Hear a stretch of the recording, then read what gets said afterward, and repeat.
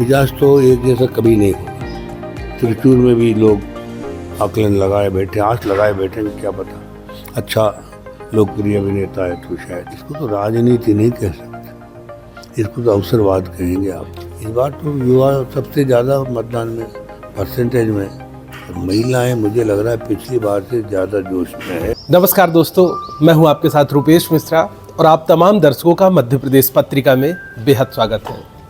दोस्तों, चुनावी सरगर्मी सूबे में लगातार तेज है और इसी बीच पत्रिका समूह के प्रधान संपादक गुलाब कोठारी जी लगातार जनता की नब्ज टटोलने निकले हुए हैं।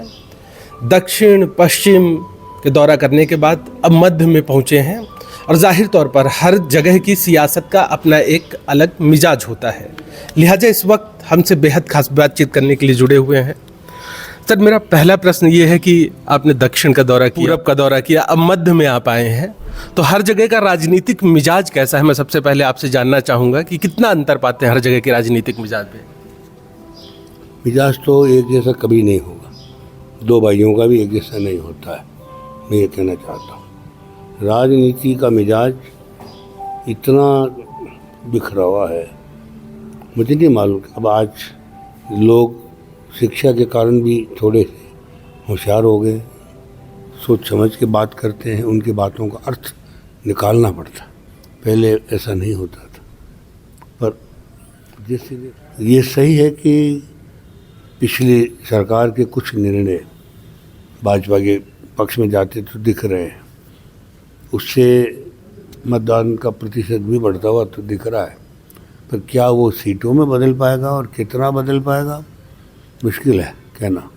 क्योंकि अभी वहाँ भी जैसे केंद्रीय मंत्री राजीव चंद्रशेखर खुद चुनाव लड़ रहे हैं त्रिवेंद्रपुरम में, उनके सामने है शशि थरूर है, वो मानने को तैयार नहीं है कि मैं जीत सकता हूँ। मेरा ये अर्थ है कहने से। त्रिचूर में भी लोग आकलन लगाए बैठे, आंच लगाए बैठे, क्या पता अच्छा लोकप्रिय अभिनेता है तो शायद रास्ता मिल जाए। तमिलनाडु भी करीब करीब इसी स्थिति में है आज भी। सारा का सारा जो दारोमदार है वो तमिलनाडु में तो डीएमके के अलावा किसी के पास है ही नहीं। उनके सामने एक विपक्षी दल है जिसको हम AIDMK कह रहे हैं या नद्रमुख कह रहे हैं, उसके खुद के 3 टुकड़े बने हुए हैं। शशिकला कहीं और जा रही है, वो पलानी स्वामी कहीं और जा रहे हैं। तो वो मुझे नहीं लगता, जब आप बिखर जाओगे तो कैसे बड़े शत्रु का सामना कर पाओगे, वो एक बड़ा प्रश्न है। तो मुझे अभी किसी ने नहीं कहा कि हम तमिलनाडु में द्रमुक के अलावा किसी को बड़ा एंट्री का पॉइंट मिलेगा। ये कन्याकुमारी को जरूर मानते हैं कि भाई ठीक है, वहाँ भाजपा को एक सीट मिल सकती है, लेकिन पांडिचेरी वगैरह जो कहीं भी मुझे लोगों ने ऐसा इशारा तक नहीं किया। कर्नाटक को भी देखें हम, तो अभी हाल ही में कांग्रेस की सरकार बनी है, लेकिन भाजपा के पास सीटें लोकसभा की काफ़ी हैं, कांग्रेस के पास अभी नहीं के पास 1 है। तो जो बंटवारा होना है वो होगा, नहीं होगा, कितना होगा, मैं अभी बहुत जल्दीबाजी होगी अगर इसका निष्कर्ष हम निकालते हैं तो। हालांकि दोनों ही दल अपनी अपनी तरफ से तो आश्वस्त हैं कि अगर येदियुरप्पा को मैं देखूं तो उनका कहना था भाई हम तो 28 की 28 सीटें आएगी हमारे पास, पिछली बार नहीं थी, पर इस बार जो 3 कम थे उसको वापस ले आएंगे, क्योंकि हमारे पास इस वक्त ज़मीन पे हम काम कर रहे हैं और कांग्रेस जो भी काम कर रही है 100 दिन में जो किया है वो सबके सामने।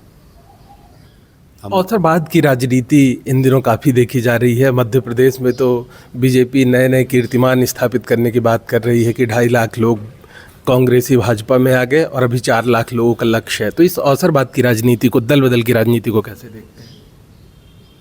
इसको तो राजनीति नहीं कह सकते, इसको तो अवसरवाद कहेंगे आप।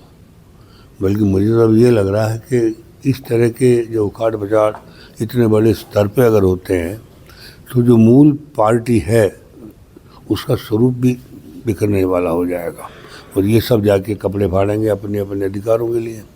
तो उसमें इनको अंदर के अंदर बहुत संघर्ष करना पड़ेगा। ये एक मुझे लगता है एक बड़ा कष्ट का कारण ये दिख रहा है, अभी भी होते हुए दिख रहा है। लेकिन मध्य प्रदेश में तो वैसे भी सारी सीटें भाजपा के पास है। एक छिंदवाड़ा नहीं है जो नकुल के पास है, उस पर भी लगे हुए हैं कमलनाथ जी कि शायद बनी रहे। पर हाँ, ये निश्चित है कि कुछ क्षेत्रों में असंतुष्ट लोग दिखाई पड़ रहे हैं। अब उनको हम अपने इस अभियान में कितना संतुष्ट कर लेते हैं उस पर निर्भर करेगा कि हमारी वापस सारी सीटें लौट आए, क्योंकि किसान भी कुछ हद तक, किसान का कहना तो है कि हमको खाली आश्वासन मिलता, जो MSP गेहूं की बोली आज तक नहीं दी, जो चावल की बोली आज तक नहीं दी। बीमा में हमारे साथ जिस तरह का धोखा होता है, जितना अमाउंट वो घोषणा करते हैं कि बीमा में अनाउंस कर दिया, उसका एक हिस्सा जरा सा भी किसानों तक अभी भी नहीं पहुंच रहा है। तो वो परसेंटेज घट सकता है किसानों की मतदान का। हालांकि किसान के जाएगा नहीं, मत तो सारा वही है जहाँ पहले था। किसान टूटेगा नहीं, पर उनकी प्रतिशत जो मतदान की है वो मुझे लगता है कम होगी। इसी तरह से दूसरा हिस्सा संघर्ष का इस वक्त खड़ा दिख रहा है वो आदिवासी बेल्ट का, जहाँ आपके बड़े बड़े लोग कांतिलाल भूरिया जैसे लोग रतलाम झाबुआ से खड़े हैं, उसी तरह के धार की सीट है। इन चीज़ों में मुझे अभी सेटल तो हो जाएगा, क्योंकि अभी लोग आएंगे, अभी तो प्रचार जोरों पे आया नहीं है, पर जो चर्चा बाजार में चल पड़ी है वो अभी भी इन सीटों को लेके तो चल ही पड़ी है।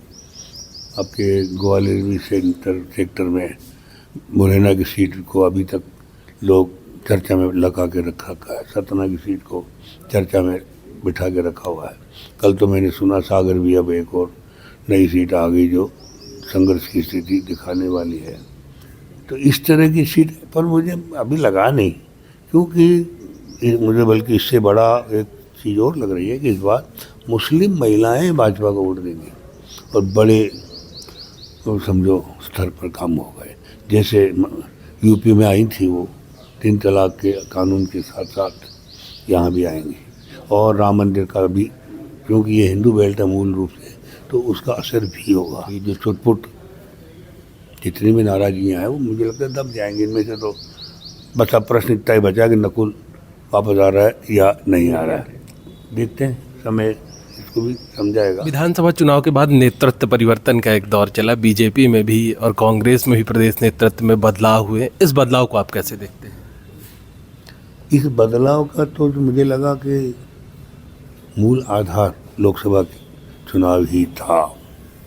कहाँ उनको सीधे भले लोग चाहिए थे, कहाँ उनको टेढ़ी उंगली से घी निकालने वाले चाहिए थे, उस तरह से उनका चयन हुआ, वैसे उनको पदस्थ किया गया।